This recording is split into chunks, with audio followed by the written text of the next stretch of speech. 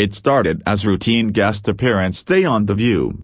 Shelton came to promote tour rollout, but the panel mood was strange from second minute because Joy Behar came in with extremely direct blunt political philosophy mode energy and Blake came in with extremely raw authenticity mode energy, and both energies were incompatible from the start. Audience did not sense danger yet, but producers instantly felt this would not be a neutral safe entertainment segment. Blake thought it would be light funny interview, country talking, banter, cultural satire. Joy wanted real systemic accountability conversation. Joy dragged topic into modern media weaponization and how celebrities indirectly shape voting psychology. Blake felt ambushed. Blake said musicians have right to make music without becoming political punching bag. Joy said public influence carries responsibility. Both refused to surrender framing. Joy said too many famous men laugh their way into escaping accountability because they hide behind humor shield. Blake responded saying comedians and country guys are not responsible for entire nations' emotional fragility. Joy said that mindset is exactly why world never improves. Blake said the world needs to relax. Joy said no, the world needs to evolve. Crowd now felt shift. Tone now heavy. Micro-expression tension everywhere. Joy told Blake country culture often cultivates don't talk about certain things avoidance. Blake said sometimes silence is survival mechanism. Joy said silence is complicity. Blake said you can't call every coping mechanism unethical just because it doesn't align with your worldview. Joy said but when powerful people use silence strategically, that becomes moral insulation. Blake said then every star alive is guilty of something. Joy then swung deeper. She said celebrities have moral obligation to use platform for harm prevention. Blake said art is not activism, art is expression. Joy said expression without responsibility is reckless. Blake said responsibility without freedom is dictatorship.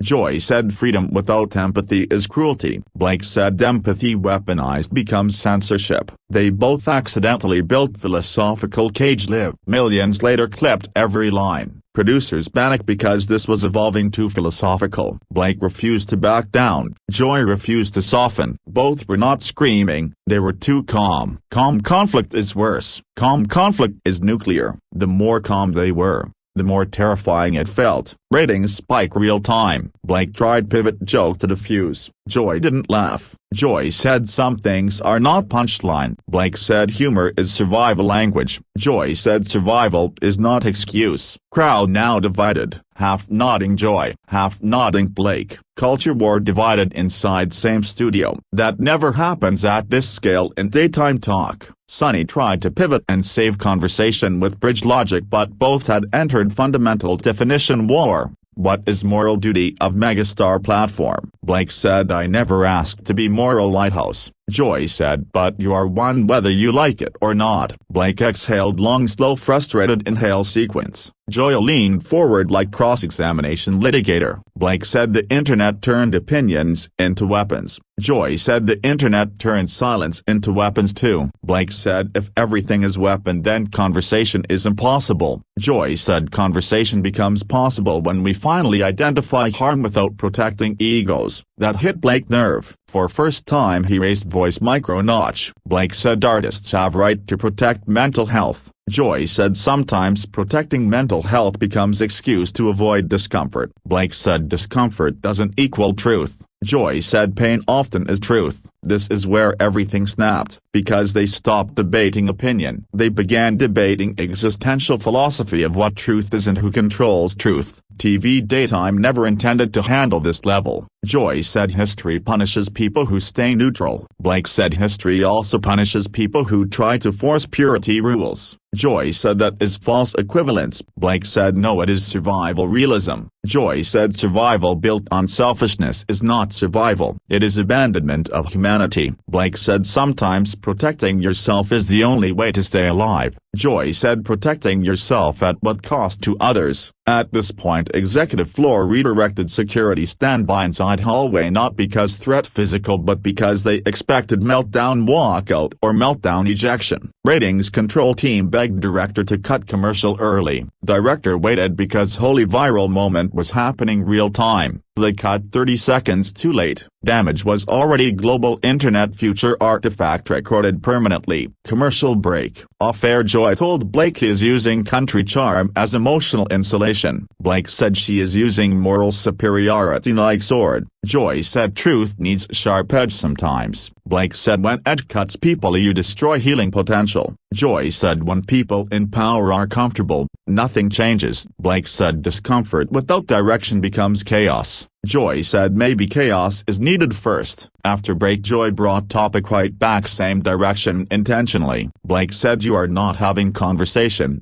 You are prosecuting me. Joy said I am trying to wake you up. Blake said I am awake. Joy said not enough. Blake said you can't decide that for everyone else. Joy said culture decides. Blake said culture is mob ruled by algorithms. Joy said or culture is collective conscience. Audience lost air. At that exact moment, producer made unprecedented call in Joy era. They cut Blake's segment short mid-episode. Security approached politely off-camera perimeter. Blake looked shocked. Blake told them I'm not leaving. Producers said segment is ended. Blake stood. Joy did not gloat. Joy stayed cold still. Blake said this is ridiculous. Producer repeated request. Blake said fine. Blake walked out studio. Cameras captured silhouette exit. After show, Joy was unusually silent. She went to dressing room without commentary. Blake got escorted to car exit line. Industry insiders exploded group chats. This was not normal walk-off moment. This was forced exit from panel. Blake in car stared phone with blank void processing stare. He was not angry. He was existentially stunned. Reality felt surreal. He replayed every sentence and had wondering where this exact collapse became irreversible. Next morning, internet was nuclear meltdown reactor. Blake trending. Joy trending. Entire culture debating moral obligation versus emotional autonomy. Clips dissected in microforensic freeze-frame analysis. People calling producers tyrants. People calling Blake coward. People calling Joy bully. People calling Joy hero. People calling Blake victim. Internet always collapses nuance into binary bloodsport. Nobody wins in binary world. Blake's camp released minimal statement. Freedom of expression should never be punished. Joy's camp released minimal statement. Responsibility for influence matters. These two statements became cultural thesis war slogans. Political commentators hijacked narrative instantly. People turned this into referendum about masculinity, morality, art, responsibility, and influence. This wasn't celebrity moment. This became anthropology moment. Behind closed doors though, both actually were not plotting war. Blake was deeply confused. Joy was deeply exhausted. Blake called one friend and said I didn't want fight. I wanted conversation. Joy told producer privately that she didn't want to break him. She wanted him to question legacy. But both forgot conversation requires vulnerability in both directions, not just pressure in one direction. Blake took week silence detox. Joy took week no social media mode. Producers suspended public comment, but audience wouldn't stop. People created think pieces. People built essays. TikTok philosophers built entire moral frameworks around this one event. Everyone projecting their own trauma,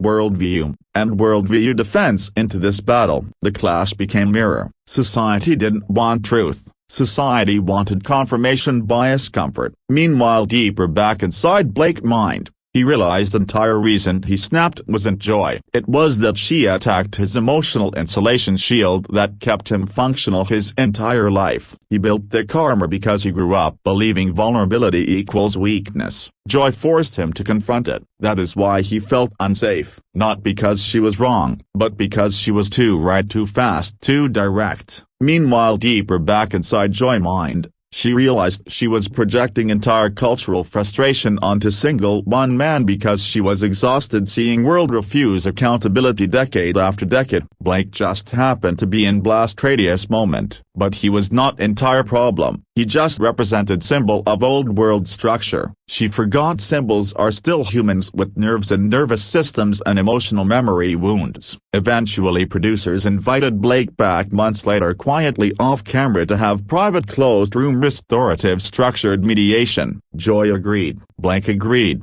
No social media, no press, just two humans and two mediators. And in that room Blake admitted he feared vulnerability being used as weapon. Joy admitted she weaponized moral pressure because she was tired of watching world excuse harm behind neutrality. In that room Blake apologized for dismissing moral urgency. Joy apologized for violating emotional safety. They agreed both extremes are failure. You need responsibility and freedom. You need empathy and accountability. You need expression and structure. They realized they were arguing two halves of same truth, and neither truth cancels the other. Both truths must coexist or culture collapses into warfare. When mediation ended, Joy hugged him first. Blake accepted. Blake said they could have changed world together easier if they talked like this days earlier. Joy said sometimes culture needs spectacle meltdown moment to force evolution. Blake said culture is loud but healing is quiet. Joy said yes, but quiet healing is where world repairs itself. They both agreed no giant PR reconciliation stunt, no choreographed redemption tour, no fake optics. They agreed healing is valid even if internet never sees it. Healing is real even if the world never gets proof. Healing does not require audience. Healing only requires willingness. Years later when people talked about this event they didn't talk about moment security escorted Blake out. They talked about how two humans who clashed hardest eventually repaired without turning each other into eternal enemies. They talked about how conflict can transform. They talked about how emotional literacy matters more than winning ideology debate. That became moral legacy. Future generation talk show producers reference this event in training curriculum. They say do not fear heated conversation, fear unresolved conversation. Do not fear conflict, fear conflict that has no safe landing. They learn structure, they learn boundaries, they learn no guest should be emotionally crucified publicly without emotional landing zone available. Systems updated quietly because of this. Blake became more reflective artist after that day. His writing shifted tone, his metaphors changed, more interior, less defensive, less armored, more self-inquiry. Joy became more intentional with pressure. She learned to pressure truth without crashing human nervous system. Both evolved because both broke. You cannot evolve without break. And that single episode became case study in talk show anthropology. People realized daytime television can be philosophical battlefield without becoming toxic arena if post-conflict repair actually happens. Without repair, conflict destroys. With repair, conflict upgrades culture. That is the hidden code. Blake did not leave that legacy moment as villain. Joy did not leave that legacy moment as tyrant. They both left as prototypes of uncomfortable conversation becoming catalyst for cultural emotional software update. Pain was catalyst, but growth was outcome. And that is the full long story fictionalized narrative of the day Blake Shelton was kicked off The View after heated clash with Joy Behar. After that infamous moment became locked internet memory, Blake privately started asking himself why conflict shakes him harder than fame pressure. Tour after tour, magazine after magazine, he could handle spotlight, but direct moral philosophical confrontation, that still triggered fight or flight survival coding. He finally admitted to therapist that country masculinity conditioning didn't prepare him for abstract ideological conflict where sarcasm could not protect him anymore. Joy meanwhile entered new deeper chapter of self-awareness. She realized she is so used to battling ideology systems like armor general that she sometimes forgets the human inside the ideological symbol. She told one producer she felt guilty that she forgot to humanize Blake during the confrontation. She didn't see man with fear. She saw emblem of culture, and emblem is easier to fight than human. Months later, people would DM Joy paragraphs about this episode. Some people said she helped them find their voice. Some people said she traumatized conversation climate more. She realized both interpretations can exist simultaneously because people interpret conflict based on their lived drama. There is no universal singular reading of any cultural moment. Audience experience equals projection lens. Blake began quietly reading books on accountability culture, trauma psychology, empathy architecture, harm language evolution. He never posted about it. He never bragged about it. He wanted private evolution rather than performative display evolution. The greatest transformations aren't always broadcast to the world. They happen in invisible interior engineering that never gets applause clips. Eventually both Blake and Joy ended up invited to a closed-door symposium of cultural thought leaders, therapists, artists, sociologists, conflict resolution specialists, all analyzing modern celebrity conflict patterns. They spoke on separate panels, but the irony was everyone referenced the same episode they lived through as case study. Pain becomes curriculum, and curriculum becomes blueprint. In hallway during break, Joy and Blake unexpectedly intersected. They didn't freeze up like old trauma memory. They laughed. They both said simultaneously, never again that extreme. That laughter was healthy, because when people can laugh at their past pain without numbness, that means the pain evolved into wisdom, not scar tissue calcification. That is how emotional nervous system repairs. Blake told Joy he now sees conflict as catalyst rather than threat. Joy told Blake she now sees gentleness as strategy rather than weakness. This mutual inversion changed everything, because now both realized the lesson was never about who won that day. The lesson was, conflict must not be opponent versus opponent. Conflict must be two people fighting problem, not fighting each other. The View producers would later say this event forced entire show culture to adopt trauma-informed interviewing protocols, not censorship, not tone sterilization, but structured language ethic. They implemented emotional landing zones, calibration breaks, reflective pauses allowed live in broadcast. Conversation without emotional guardrails is chaos. Conversation with ethical scaffolding becomes evolution engine. Blake returned to The View years later as surprise unpromoted guest. When he walked out, Joy smiled, not with superiority but with recognition. They hugged before opening Hot Topic segment. Audience erupted because they remembered the chaos. But this time Blake spoke softer, slower, not defensive. His words were not shield-coded, they were connective-coded. The world saw emotional maturity is not aesthetic, it is skill. Joy told audience, we are allowed to grow after conflict. Blake told audience, we are allowed to update after our worst days. The audience was dead silent, absorbing each syllable, because this was not apology tour PR. This was genuine evolution. The internet clipped this moment too, but this time it was a clip of repair, not battle. Culture loves war, but culture starves for reconciliation. That segment ended up more viral than original Meltdown, because the world realized peace has dramatic power too, not just conflict. Watching two icons evolve emotional vocabulary on global stage was more historic than watching them clash. People suddenly realized the true plot twist was not the day Blake got kicked off. The true plot twist was the day he returned without fear. After that show, Blake and Joy talked backstage alone for an hour. Not debate, not ideological sparring, just two humans who asked, how are you really? Joy said she's tired of world expecting her to be constant warrior. Blake said he's tired of world expecting him to be unbreakable fortress. They agreed, instead of being symbols, they choose to be humans first. Symbols destroy the people who carry them. That night social media shifted tone. People didn't weaponize this reunion. They didn't divide into tribal battle identities. They responded with relief. People were glad two ideological archetypes could return to human state. That is rare in modern world. Internet realized the arc wasn't about rage. Arc was about evolution. Arc was about humility becoming cultural technology. Years later, textbooks on media communication would reference this as the Blake-Joy paradox. The paradox is, emotional conflict polarizes instantly, a broken bar, but emotional repair unites gradually. This is why narrative resolution must be slow and intentional. Fast fighting is easy, slow repairing is art. Culture must learn to value the art part. That is how civilization matures. And in Final Memory Archive, historians won't store this saga as talk show scandal. They will store it as blueprint demonstrating conflict is not final endpoint. Conflict is first draft. Repair is final draft. Humanity is not defined by the moment we erupt. Humanity is defined by the moment we choose to rebuild after eruption. Blake and Joy accidentally became proof of that.